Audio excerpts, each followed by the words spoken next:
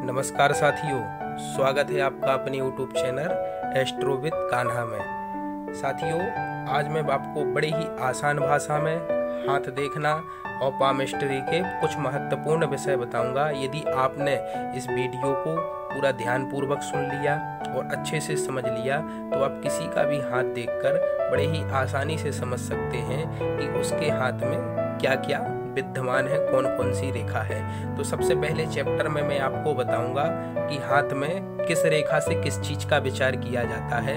यदि आप आसानी से समझेंगे, सरलता से समझेंगे तो आपको बड़े ही सरल भाषा में मैं आपको समझाऊंगा।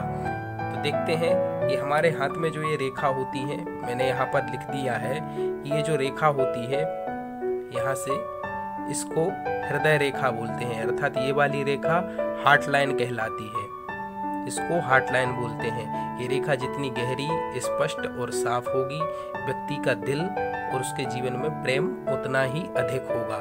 यहाँ से हम विचार करते हैं कि व्यक्ति को जीवन में कितना प्रेम प्राप्त होगा, कितना उसे अपने माँ बाप भाई बहन दुनिया में आने के बाद कितना उसे लोग प्रेम करेंगे, स्नेह करेंगे, और वो भी दूसरों को कितना प्रेम करेगा।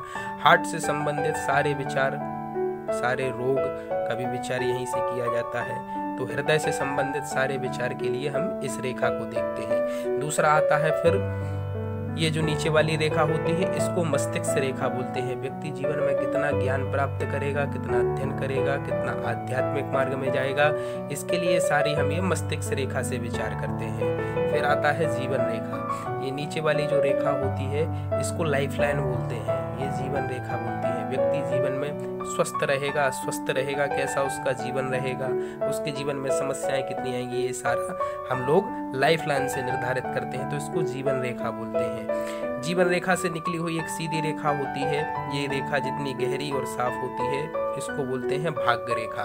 भाग्य रेखा जितनी गहरी और साफ होगी, व्यक्ति उतना ही भाग्यशाली होगा। यहाँ पर आपने देखा होगा हाथ के पास बुध पर्वत पर एक कुछ रेखाएं होती हैं, तो इससे व्यक्ति के विवाह का विचार किया जाता है, इसको विवाह रेखा बोलते हैं। मैरिज फिंगर के नीचे एक रेखा होती है, तो इसको विद्या रेखा बोलते हैं। बहुत सी जगह इसको सूर्य रेखा के नाम से भी जाना जाता है। व्यक्ति जीवन में कितनी उन्नति प्राप्त करेगा, कितनी पद प्रतिष्ठा प्राप्त करेगा, समाज में उसका कितना मान सम्मान होगा, ये सब इस रेखा से निश्चित होता है। अंगूठे में सबसे ऊपर एक चिन्ह होता है जिसको यब कहते हैं। इस यब से भी व्यक्ति के बहुत सी बातों का विचार किया जाता है, आगे मैं आपको बताऊंगा। तो ये सारी रेखाएं होती हैं। संतान का विचार बहुत से लोग यहाँ से भी करते हैं, यहाँ से संतान का विचार किया जाता है। अब आते हैं पर्वत पर। हाथ में इतने पर्वत होते हैं, हाथों में पर्वत जितने उभरे हुए होंगे, जितने स्पष्ट होंगे, जितने साफ होंगे, उस ग्रह का प्रभाव उतना आपके जीवन में रहेगा और उसका उतना शुभ फल प्राप्त होगा। यहाँ से पर्वत शुरू होते हैं। सबसे पहला पर्वत होता है गुरु पर्वत। गुरु पर्वत जितना स्पष्ट और साफ होगा, व्यक्ति को उतना ज्ञान प्राप्त होगा, उसकी मैरिटल लाइफ उतनी अच्छी रहेगी, वह उतना ज्ञानी होगा। पर्वतों का उभरा हुआ, स्पष्ट होना, साफ होना और गोल होना अति आवश्यक होता है हस्तरेखा में। यहाँ पे होता है ये शनि पर्वत होता है। शनि पर्वत जितना स्पष्ट होगा, साफ होगा, व्यक्ति को काम धंधे में उतनी तरक्की प्राप्त होती है और वह न्याय और सिद्धांत प्रिय रहता है। इसके बाद आता है सूर्य पर्वत। यहाँ पर ये जो रहता है, ये सूर्य पर्वत होता है। सूर्य पर्वत जितना उभरा हुआ होगा, व्यक्ति को उतना समाज में मान सम्मान पद प्रतिष्ठा प्राप्त होगा। इसके बाद आता है बुध पर्वत। बुध पर्वत जितना उभरा हुआ होगा, व्यक्ति को उतना ज्ञान प्राप्त होगा, दुनिया में मान सम्मान प्राप्त होगा और विवाह जीवन उसका उतना अच्छा रहेगा। वाला जो क्षेत्र होता है, बुध पर्वत के जो जस्ट नीचे वाला क्षेत्र होता है, थोड़ा सा बीचों बीच का जो ये क्षेत्र होता है, बुध पर्वत से लेकर के यहाँ तक का जो ये क्षेत्र होता है, इसको ऊर्ध्व मंगल पर्वत कहते हैं। यहाँ से व्यक्तियों के भाइयों का विचार किया जाता है, साथ ही साथ उसके पराक्रम का विचार भी यहीं से किया जाता है।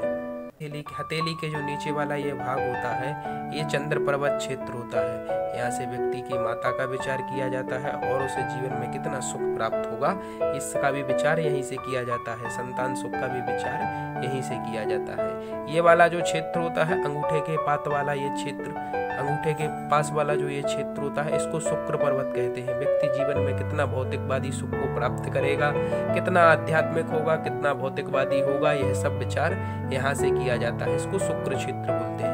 बीचों बीच वाला जो ये क्षेत्र होता है, इसको राहु क्षेत्र बोलते हैं। राहु क्षेत्र जितना जितना स्पष्ट होगा, जितना साफ होगा, व्यक्ति उतना सत्यवादी रहेगा, स्पष्टवादी रहेगा।